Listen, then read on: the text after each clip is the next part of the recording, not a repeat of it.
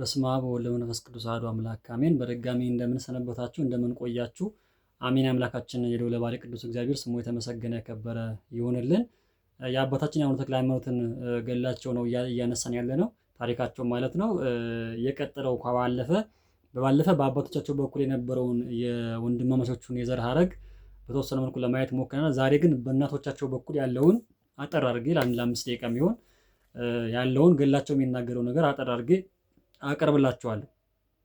ምናልባት ታሪኩ ባለፈው በተወሰነ መልኩ ለማንሳት ሞክሬያለሁ። በአባቶች በኩል ያለውን ዘካርያስ 6 ልጆችን ወልዶ እነዛ ደግሞ 6 ልጆች ደግሞ 6 ቅዱሳንን እንደወለዱ ያው በደንብ ነግሬያቸዋለሁ። ዛሬ ግን በእናቶቻቸው በኩል ያለውን እንዴት ይመስላል የሚለው ነገር ነግራቸዋለሁ።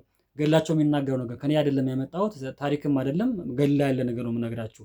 ስለዚህ አንድ በጣም ደገኛ የሆነ በሸዋ ይኖር የነበረ ደገኛ ንጉስ ነበር ይላል። ይሄ ሰው ደገኛ ክርስቲያን ነበረ፣ ንጉስ ሳይሆን ክርስቲያን ነው። ክርስቲያን ነበረ። ማነው ስሙ? ማቴዎስ ይባላል።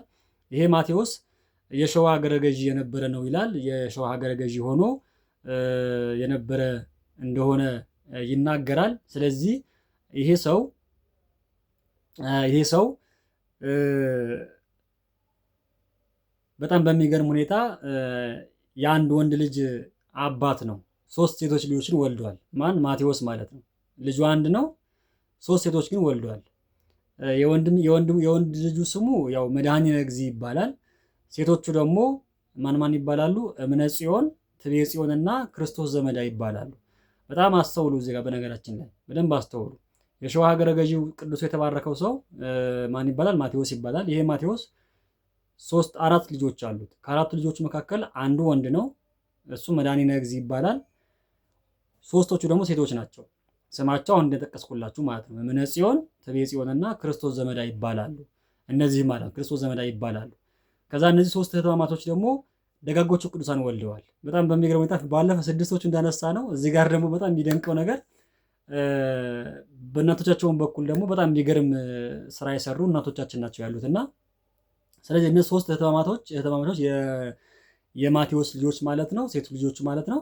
3ቱ ቅዱሳን እናቶቻችን 3 ቅዱሳን ልጆችን ወልደዋል። በጣም በሚገርም ሁኔታ ስማቸውን እዘረዝርላችኋለሁ። አሁን እምነ ጽዮን በጣም የሚገርም ሁኔታ እምነ ጽዮን የእነ ዜና ማርቆስ እናት ማርያም ዘመዳን ትወልዳለች።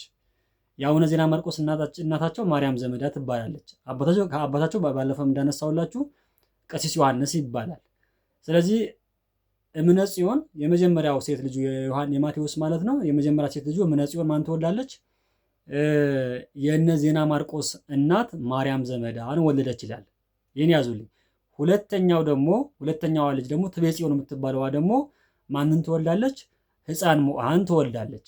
በጣም የሚገርም እኮ ነው። ሕፃን ሙዓን በእናታቸው በኩልም በአባታቸው በኩል በዛ በኩል ይገናኛሉ ብያቸዋለሁ።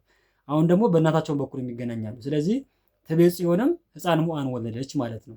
3ኛዋ ደግሞ በጣም በሚገርም ሁኔታ ክርስቶስ ዘመዳ ደግሞ ማን ትወልዳለች? ታላቁ አኖሬዎስን ትወልዳለች።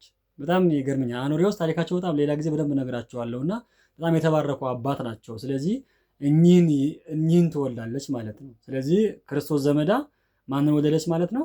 ታላቁ አኖሬዎስን ትወልዳለች ማለት ነው። ከዛ የፈጠጋሩ ገዢ መድኃኒነ እግዚእ ደግሞ ልጃቸው ያው የማቴዎስ ልጅ በሱ ፋንታ ተተክቶ በአባቱ ፋንታ ተተክቶ የፈጠጋር ንጉስ ሆኗል። ፈጠጋር በነገራችን ላይ ምናልባት ባልሳልሳሳት አሁን ሸዋ ያለው ወይም በተለይ ቡልጋና ወደዛ ያሉት በተለይ የሸንኮራ ዮሐንስ አካባቢ ያለበት አካባቢ አጠቃላይ ቡልጋና እዛ ኤሪያ ያለውን ቦታ ነው ፈጠጋር ተብሎ የሚታሰበው ይመስለኛል። እንደዛ ነው ማስበው እና ስለዚህ ከታሪክ አንፃር እንደዛ ነው። ስለዚህ እዚያ ቦታ ላይ የነበረ ንጉስ ነው ማቴዎስ ብያቸዋለሁ። ሀገረ ገዢ ነው። ያው ሀገረ ገዢ ሲባል አካባቢ የሚመራ ሰው ነው። ከዛ እሱ ሲያልፍ ልጁ ፊት እንዳልኳችሁ ከ3 ሴቶች ልጆች ጋር የተወለደው አንድ ብቸኛ ወንድ ነው። መድኃኒነ እግዚእ ይባላል። ይሄ መድኃኒነ እግዚእ ደግሞ አባቱን ተክቶ የፈጠጋር ገዢ ሆኗል እና ስለዚህ ደግሞ ምንድነው የሚለው ደግሞ የተክለ ሃይማኖት እናት ማንን ይወልዳል? እግዚአብሔርን ይወልዳል። በጣም የሚገርም ድንቅ ነገር ነውና በጣም የሚገርም ገድል ነውና በጣም ደስ የሚል ገድል ነው ያለው ዛሬ። ስለዚህ ገድላቸው ላይ በጣም ደስ በሚል ሁኔታ ተቀምጧል።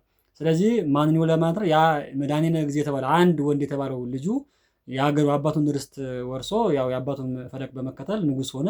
ንጉስ ከሆነ በኋላ ማን ይወልዳል? የተክለ ሃይማኖት እናት ማንን? እግዚአርያ። ሌላ ስሟ ማን ነው? ሳራ ይወልዳል ማለት ነው። ሳራ ይወልዳል። በረከታቸው ይደርብን። ስለዚህ በጣም የተሰናሰለ ቤተሰብ እንደሆነ በደንብ የሚያሳይ ነገር ስለሆነ በደንብ እንድናስተውለው ያስፈልጋል። ስለዚህ ገድላቸው ላይ በደንብ የሚናገረው ነገር ይሄ ነው። በደንብ ሞር ደግሞ የበለጠ ለማዳበር ከፈለጋችሁ ደግሞ ገድላቸውን የአቡነ ተክለ ሃይማኖት ገድልና የአቡነ ቀውስጦስ ገድል ብናነበው ስለዚህ ነገር በደንብ ዝርዝር አድርጎ በተለይ አቡነ ታዲዮስንም የአቡነ ገላውዲዮስንም ታሪካቸው በደንብ ገድላቸው በደንብ ይነግረናል። ስለዚህ ከየትም የመጣ ታሪክ አይደለም፣ ያው ገድላት የተቀነጨበ ታሪክ ስለሆነ እዛ ላይ ገብቶ ማንበብ በደንብ ማወቅ ይጠበቅብናል። ስለዚህ እነዚህ አባቶቻችን ከአንድ ቤተሰብ ከአንድ ወገን የተወለዱ እንደሆኑ ገድላቸው በደንብ ስለሚያነሳ እንደው ሳልናገረው ባላልፍ ብዬ ነው ያቀረብኩላችሁ። ከነዚህ አባቶቻችን እግዚአብሔር አምላክ ረድኤት በረከት እንዲያሳትፈን የእሱ መልካም ፈቃድ ይሆንልን።